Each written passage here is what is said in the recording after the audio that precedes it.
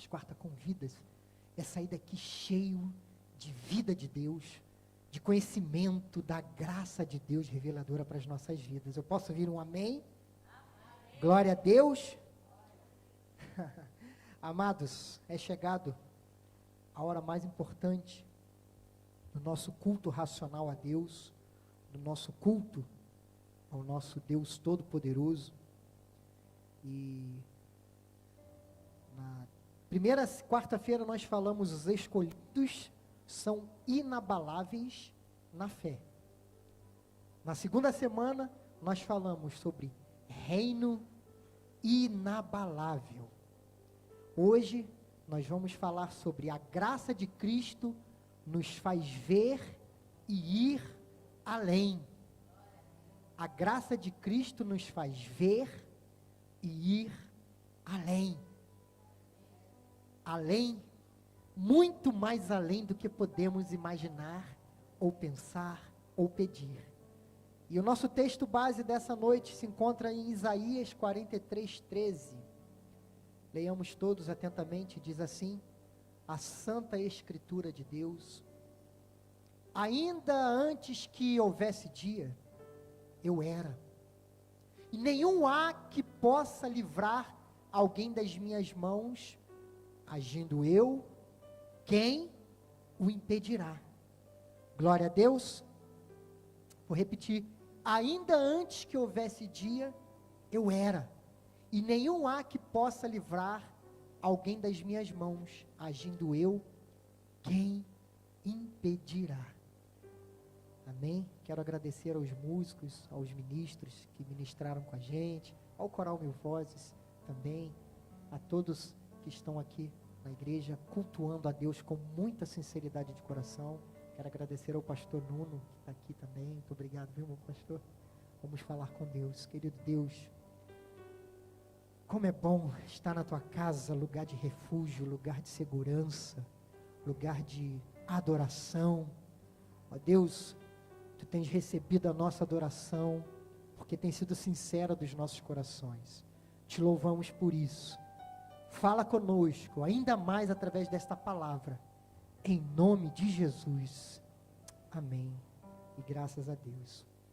Queridos, ainda antes que houvesse dia, eu sou, e ninguém há que possa fazer escapar das minhas mãos. Agindo eu, quem impedirá? Estava lendo outro dia sobre o homem mais poderoso do planeta Terra, em vida, que é o presidente dos Estados Unidos. É um homem poderoso, a caneta desse homem é poderosa. E o que me deixou pasmos é que até ele, com muita autoridade, representante de uma nação poderosa, até ele tem decretos que ele diz que faz uma lei, vou assinar, essa lei vai acontecer, e se o Congresso não concordar com ele, o Congresso veta a lei dele.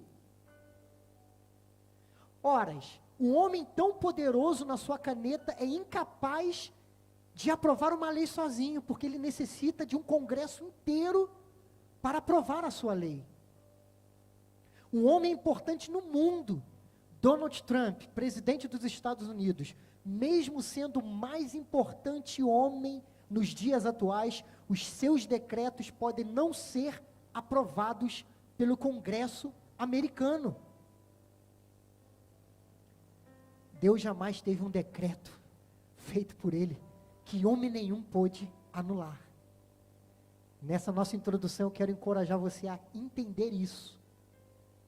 Porque o homem mais poderoso em vida, os decretos dele necessitam de outros homens para aprovar ou não, mas Deus não precisa de ninguém, porque o nome dele é poderoso, a palavra dele é poderosa, ele já deixou assinado em branco dizendo: você tudo pode naquele que te fortalece. Agindo eu, quem impedirá?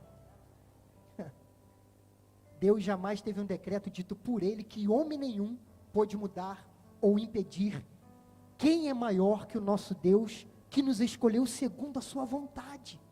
Quem é maior que o meu Deus, Quem é maior que o seu Deus, aquele que te escolheu ainda no ventre da sua mãe?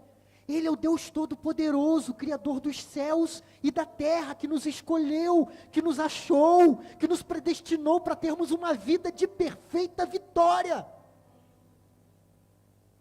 Nessa introdução, eu quero dizer para você que a pessoa mais poderosa que você possa conhecer, ela não serve de nada, porque você serve a Deus Todo-Poderoso. Queria que você abrisse a Bíblia, Marcos, capítulo de número 10, uma história muito conhecida, que nós vamos falar sobre o poder deste nome de Jesus. É o nome que está acima de todo o nome. Glórias a Deus. Amém? Glórias a Deus. Aleluia. Todos acharam? Diz assim a Santa Escritura do Senhor: e foram para Jericó, quando ele saía de Jericó juntamente com os discípulos, e numerosa multidão, Bartimeu, cego mendigo, filho de Timeu, estava sentado à beira do caminho. O seguinte, o 47 diz: e ouvindo que era Jesus o Nazareno, pôs-se a clamar: Jesus, filho de Davi, tenha compaixão de mim. O 48 diz: e muitos o repreendiam para que ele se calasse, mas ele cada vez gritava mais alto: filho de Davi, tem misericórdias de mim. No 49 diz: parou Jesus e disse: chamai-o. Chamaram então o cego, dizendo-lhe: tem bom ânimo, levanta-te, ele te chama. Tem bom ânimo, levanta-te, o mestre te chama.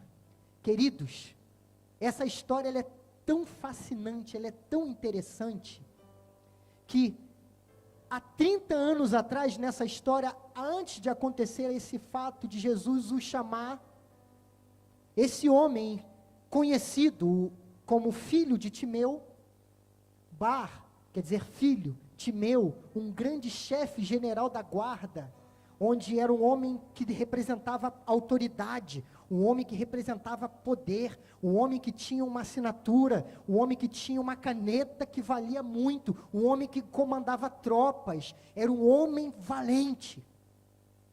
Mas houve um tempo em que Herodes, governador, mandou um decreto para acabar com as cidades, e uma das qualidades, se é que pode se dizer qualidades, mas uma das artimanhas deste terrível governador, e ele tinha que ser, porque eles tinham que provar que eles eram muito cruéis, para que o povo pudesse temê-los. E uma das marcas, digamos assim, desse Herodes, é que ele matava todo mundo, inclusive os familiares, e deixava os generais, que era o símbolo, uma figura de autoridade naquele local, e ele deixava aquele general vivo, porém, totalmente desnudo de poder, totalmente sem nenhum tipo de autoridade, para que as pessoas olhassem: olha, ele é o nosso símbolo de autoridade, mas agora ele está envergonhado. Só que nessa vez ele falou: eu tenho que ser mais tirano que isso, eu tenho que ser mais cruel. Sabe o que eu vou fazer? Não vou poupar a vida de Timeu, que era esse chefe da guarda. Eu vou poupar a vida do filho dele. Mandou chamar a família dele, na frente de todos daquela cidade. Colocou aquela criança na frente daqueles pais. E disse: olha, a última cena que você verá na sua vida é a morte dos seus pais. Tirano, horrível, cruel. E foi lá e matou, contrariando a forma que ele agia. Ele deixava o capitão da guarda vivo e matava todos os familiares, e aquele capitão andava, e onde ele andava como mendigo, as pessoas olhavam, um símbolo de força, rendido. Dessa vez ele falou: vou ser mais cruel, eu vou matar o capitão, mas eu vou deixar o filho dele passar vergonha, para que as pessoas possam ver o tamanho da minha maldade. Matou a família dele e deixou o menino vivo. Depois foi lá, pegou 2 varetas, colocou de ferro, 2 varas de ferro, colocou na fogueira, foi lá e arrancou o primeiro olho, arrancou o segundo olho, e aquele menino chorou, tendo a última imagem na sua mente gravada, a morte dos seus queridos pais. Essa é a história desse rapaz. Um jovem que cresceu às margens de Jericó, um menino sem nome, um menino sem cidade, um menino sem identidade, um menino sem trabalho, um menino sem família, um jovem sem nenhum tipo de amigo por perto, porque ele perdeu tudo. Tudo. Durante 30 anos ele vagou, andando, perdeu tudo. Só não perdeu algo, a fé em Deus, e nós vamos falar sobre isso. Foi tirado tudo dele, e onde ele passava, ele era um símbolo de vergonha, e onde ele passava, as pessoas diziam: ei, esse maltrapilho, quem é esse menino? Filho do ex-chefe da guarda de Jericó, Timeu. E hoje, na atualidade, na história, conta que ele era conhecido como filho de Timeu, porque nem o nome dele a Bíblia relata, nem a história vai relatar, porque ele já estava tão envergonhado, que nem o nome dele era pronunciado, então as pessoas o conheciam. Eu conheço seu pai, foi um homem valente, um homem forte, um homem poderoso, mas morreu. Ele é o filho de Timeu. Alguém sem história, alguém sem identidade, alguém sem uma marca, alguém sem uma história escrita, que foi interrompida, porque um tirano, governador, foi lá e arrancou a família, arrancou os olhos, e aquele menino não pôde mais ter vida. Essa é a história do filho de Timeu. Filho, Timeu, o chefe da guarda, que teve seu filho poupado, mas para viver como vergonha. Triste a história, né? Não é triste?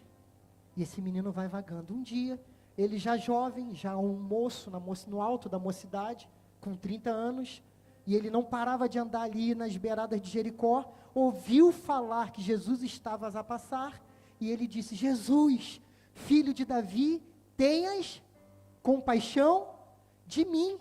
Mas a multidão não queria, as pessoas não queriam que ele se achegasse ao mestre. Por quê? Porque ele era um símbolo de vergonha. Muitas vezes, quero fazer um paralelo com as nossas vidas hoje, muitas vezes, nós podemos ser representados como símbolo de vergonha, mas em dupla honra nós teremos, porque no lugar de vergonha, Deus nos colocará em dupla honra. No lugar de tanta vergonha, Deus vai fazer você reinar com dupla honra. Glória a Deus. A história de um homem sem vida, sem nome, agora sem família, sem amigos, sem rumo, sem história. Você pode imaginar alguém assim? É o filho de Timeu, que muitos dizem: é Bartimeu, é o nome dele. Não. Aquilo ali é uma forma de reconhecê-lo. Ele era o filho do chefe da guarda, mas que teve a história interrompida. Até aqui, tudo ok? Ok? Primeiro ponto que eu queria destacar nessa noite, que é Deus quem escolhe e faz a obra perfeita e completa. Marcos 10, 49 diz assim: parou Jesus e disse: chamai-o. Chamaram. Então o cego, dizendo-lhe: tem bom ânimo, levanta-te, ele te chama. Chamai-o. Jesus o chamou. Ainda que as circunstâncias daquele jovem eram decretadas como uma circunstância de vida falida, sem história, sem identidade, Jesus viu e disse: agora é chegada a tua hora, porque eu te escolhi, eu te poupei, porque eu tinha um plano para a tua vida. Ainda no ventre da tua mãe eu tinha um decreto que você entraria mesmo sem nome, a tua história seria falada pelos próximos séculos, e seria meu nome exaltado na tua vida. Jesus tem um plano para tudo. Jesus tem um projeto para as nossas vidas. Ainda que o tempo que nós estamos vivendo seja um tempo de vergonha, seja um tempo de dificuldade, não temas, porque Jesus tem um tempo certo para se levantar. Eu gosto da expressão da Bispa Manuela, que ela diz: Jesus age na hora certa, no tempo certo e no momento certo. Esse é o Deus que eu sirvo, glória a Deus. Amém? Primeiro ponto, é Deus quem escolhe e faz a obra perfeita e completa. Jesus escolheu aquele homem, agora já um homem. Imagine quantas dificuldades para chegar até esse ponto. Ele foi forjado, ele foi preparado. Logo que foi lhe arrancado a visão, sangrou, chorou, sentiu dor, sentiu fome, sentiu frio, sentiu tristeza, sentiu saudade da família, sentiu vergonha, mas não desistiu. Muitos, queridos internautas, quando passam por situações assim, pensam em dar cabo da própria vida, não aguentam, querem se suicidar porque querem dar fim da vida, porque a vida está muito envergonhada, está muito difícil. Eu quero dizer para você, direcional a você, internauta, Deus pode hoje mudar a história e o curso da sua vida. Ele te escolheu, Ele tem um projeto lindo para a sua vida, Ele te chamou. Se Ele te chamou, se Ele te escolheu, nós lemos no início, se Deus decretou, quem poderá impedir um decreto de Deus? Ninguém. Ninguém. Glória a Deus. Jesus parado disse que o chamassem, e chamaram, dizendo, tem bom ânimo, levanta-te. Agora, preste atenção comigo aqui, querido Joel, queridos amados. Alguém na situação daquele homem, ouve uma palavra assim, tenha bom ânimo, é de partir o coração. Eu viraria na hora e falava, Jesus, você é muito bonito, mas você não sabe o que eu passei para chegar até aqui. Jesus, você é lindo, eu te amo, mas Jesus, só Deus sabe o que eu passei, por que você me abandonou esse tempo todo? Porque Deus tem um plano para tudo, Deus tem um projeto certo, a hora certa de agir, e Ele confiou, Ele entendeu isso, Ele entendeu e disse, eis-me aqui, é Jesus que está passando. A multidão não queria que Ele chegasse perto de Jesus, tira o símbolo de vergonha de perto, tira o símbolo da vergonha daqui, e Ele disse, não importa, eu quero tocar em Jesus, eu quero ver Jesus, ver Jesus não, eu quero sentir Jesus, eu quero ouvir sobre Jesus, porque eu tenho certeza que Ele pode restaurar a minha visão. É impossível quando a gente age com a fé, Deus não agir. Segundo ponto, Deus transformou a vida daquele homem quando ele teve atitude de fé. Marcos 10:50 diz assim, e lançando de si a capa, levantou-se um salto e foi ter com Jesus. Somente até aí. Deixa eu falar algo para vocês aqui nessa noite. Naquela época, quando uma pessoa era deposta da sociedade, eles recebiam uma capa.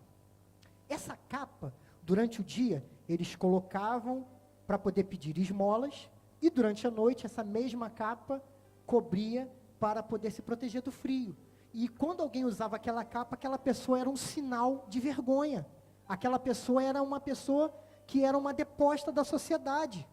Eles recebiam um auxílio, como fosse... É um auxílio hoje da saúde para as pessoas que não têm condições. Lá no Brasil é o SUS, né? Mas naquela época eles recebiam uma capa, e essa capa, eles durante a noite, eles se protegiam do frio, e durante o dia, eles colocavam no chão e pediam esmola, era o sustento deles.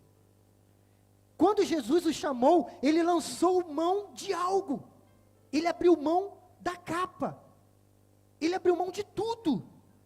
Ele abriu mão de tudo conforto, se é que posso dizer conforto, mas uma capa que representava o sustento dele de manhã e à noite, para poder aquecer de uma noite fria. Ele abriu mão do sustento dele de manhã, dizendo, Jesus, se tu está me chamando, tu tem o melhor para a minha vida. E abriu mão da noite fria que ele estava a passar, nem sabia se ia viver uma noite fria mais tarde, mas ele disse, eu não me importo.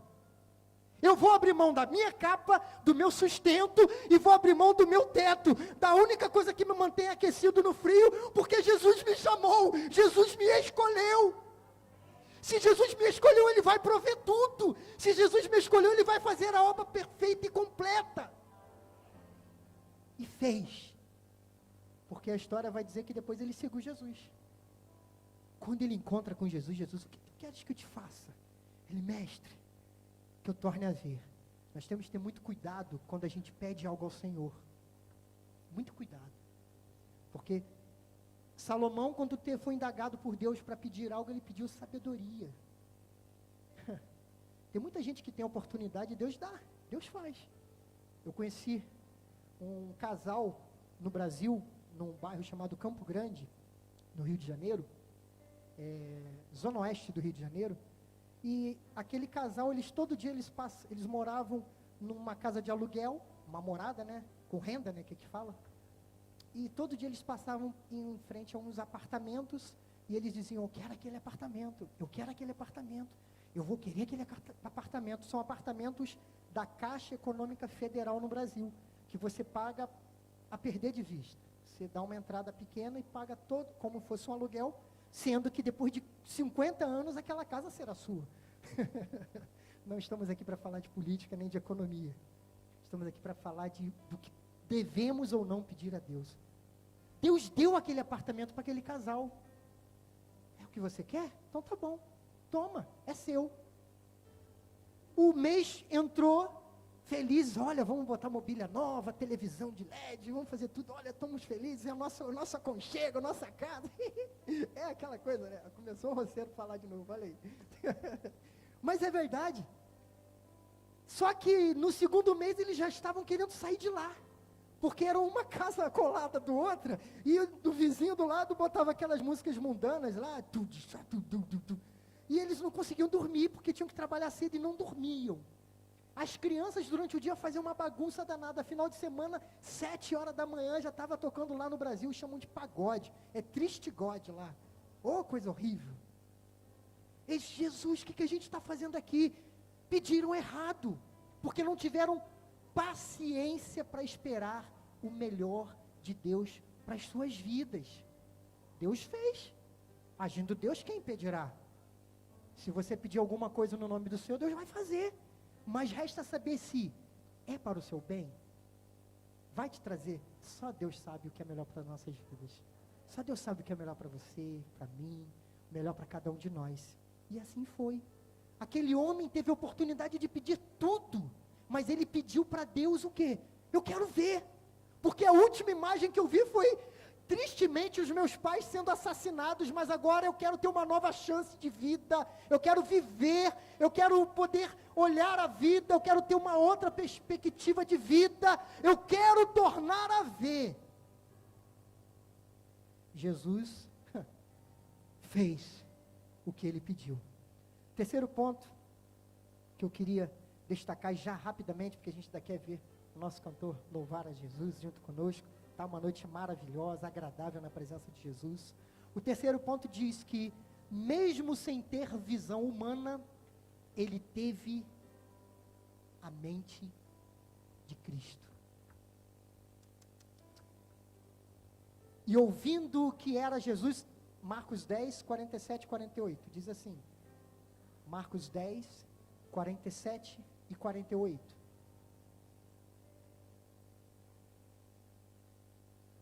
Deixa eu ler, para a gente poder correr. E ouvindo que era Jesus de Nazaré, começou a clamar.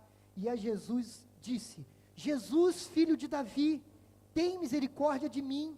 E muitos o repreendiam para que ele se calasse, mas ele clamava cada vez mais, filho de Davi, tenha compaixão de mim. Marcos 10, 47 e 48. Mesmo sem ter visão, ele tinha a mente de Cristo. E o que é ter a mente de Cristo? É entender que Deus tem sempre o melhor para as nossas vidas. É entender que, olha, você pode até achar que você pode ter algo que vai ser bom para a sua vida, mas se você escolher me servir, escolher estar comigo, escolher as coisas do reino, eu tenho algo sobrenatural para realizar na tua vida.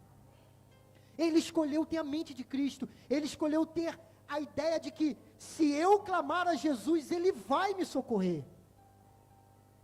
E nesse ponto da mensagem, a gente se depara com uma realidade que até hoje acontece. Pessoas, nós chamamos na teologia de oração e precatório, lá no Brasil.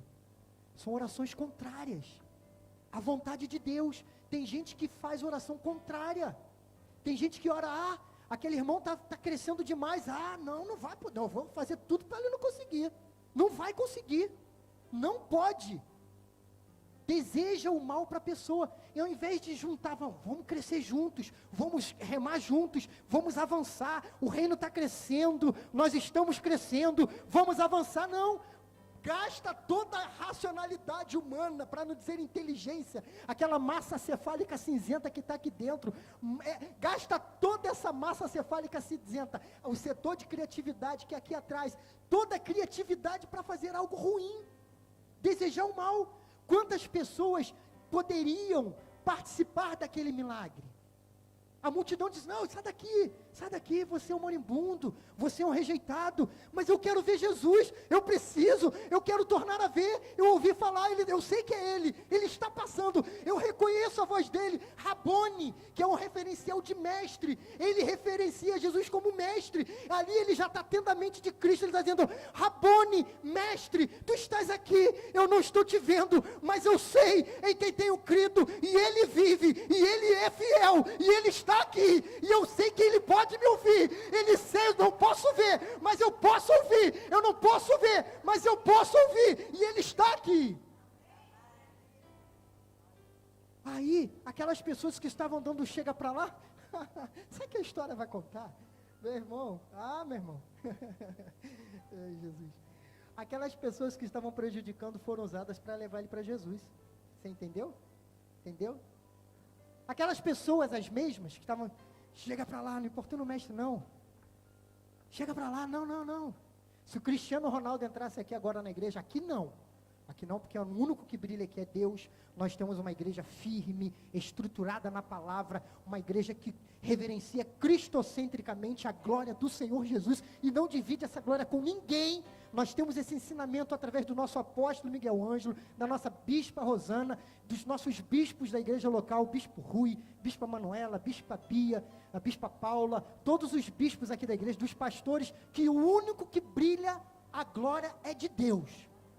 Mas há lugares, eu não conheço, eu não quero nem estar nesses lugares, mas há lugares que se o Cristiano Ronaldo entrasse aqui, as pessoas iam fazer, tira foto, peraí, ele está aqui, alvoroço, o Cristiano Ronaldo chegou, é a maior figura de símbolo do esporte em Portugal.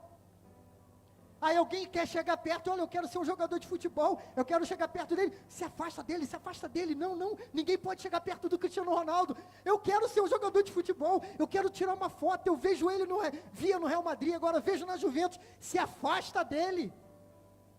Aí, Cristiano Ronaldo olha, ei, aquele miúdo ali, tem jeito de ser jogador de futebol, aí, chama ele para mim, vem cá. É assim que Deus faz. Aqueles que tentam frustrar os planos de Deus nas nossas vidas, vão nos servir. Está aqui escrito, é a palavra de Deus. E ouvindo que era Jesus de Nazaré, pôs-se a chamar Jesus, filho de Davi, tenha compaixão de mim. E logo acima ele diz assim, mande-o chamar. Jesus fala, chama ele para cá. Quem que Jesus mandou chamar? Aqueles mesmos que estavam impedindo dele chegar. Para nós entendermos nessa noite, aquelas pessoas que se levantam para tentar minar o plano de Deus na sua vida, no início nós lemos, o homem mais importante do mundo, presidente dos Estados Unidos, Donald Trump, ainda que ele queira, ele depende da assinatura de todo um congresso para aprovar uma lei. Deus não. Ai daquele que entrar na frente do decreto de Deus. Ai daquele que quiser sonhar, se Deus está fazendo algo, chegar, eu quero impedir, não pode, isso não está certo, isso não pode acontecer, isso está errado, não é assim que a banda toca, as coisas têm que ser diferentes, tem que ser do meu jeito. Querido internauta, é do jeito de Deus, aprove o Senhor fazer do jeito dele. Hoje tem um jovem aqui, um miúdo, falando de uma forma diferente, mas Deus está falando com a gente. Deus está falando com você, Deus falou comigo fortemente através dessa mensagem. Deus está querendo levantar uma geração de verdade que promulga a graça reveladora de Cristo Jesus pelos séculos, e Portugal vai ser o celeiro, vai começar por aqui, vai começar pela nossa igreja, somos nós. Aí você olha, mas eu não tenho, eu moro em Lisboa, né? Eu moro em Lisboa, a Ana Cláudia mora em Lisboa, a jovem mora, não sei, Amadora, não sei onde é. Assim, a irmã, a bispa, eu moro em Amadora, um exemplo, né Joel? Cada um mora num lugar, mas assim, mas eu sou tão simples, mas será que Deus vai me usar? Vai, porque se Ele disse que vai, em Alverca, vai usar. Almada, tem gente que é de Almada aqui. A pastora também é de lá, né? A pastora Suelen é de longe, né? Vem de longe para louvar a Jesus. Jesus. Aí você acha que não tem capacidade, meu irmão, você tem. Porque te escolheu, te muniu de total autoridade para fazer a boa obra. Ele fez a obra completa. Já foi tudo consumado, já foi tudo escrito, já está pronto. A obra já está feita, é só tomar posse e fazer. Glória a Deus. A graça de Cristo nos faz ver e ir além. Aquele homem foi chamado por Deus, por Jesus. Jesus restaurou a visão daquele homem. Nós vivemos dias de pessoas que têm visão humana, mas têm a mente fechada. Aquele homem tinha mente aberta e visão fechada. Mente de Cristo. Não importava o que ele visse. Ele tinha certeza de que se um dia, são 30 anos que eu estou caminhando, se um dia eu tiver apenas uma oportunidade de andar com Jesus, de estar perto dele, eu tenho certeza que esse dia vai chegar, e chegou, eu vou ser curado. E foi curado. Em nome de Jesus. Essa é a palavra dessa noite. A graça de Cristo nos faz ver e nos faz ir além. Além dos nossos limites. Nós somos humanos, cheios de erros, passivos a erros, falhas, mas aquele que nos escolheu nos fez perfeitos, impecáveis, sãos, sóbrios, porque vivemos o evangelho de verdade, o evangelho genuíno, o evangelho restaurador. Uma vez que nós entendemos isso, nós nos tornamos uma bomba nessa geração. Glória a Deus. Ainda que houvesse dia, eu sou, e ninguém há que possa fazer escapar das minhas mãos. Agindo eu, quem impedirá? Glória a Deus, graças a Deus, que essa palavra possa gerar fruto no seu coração, edificação, que essa palavra traga crescimento, essa palavra em linha com a doutrina da graça, essa palavra que trouxe nessa noite ilustração de que nós temos um Deus que nos escolheu, que é capaz de mudar o percurso, a nossa história, em nome de Jesus. Glória a Deus.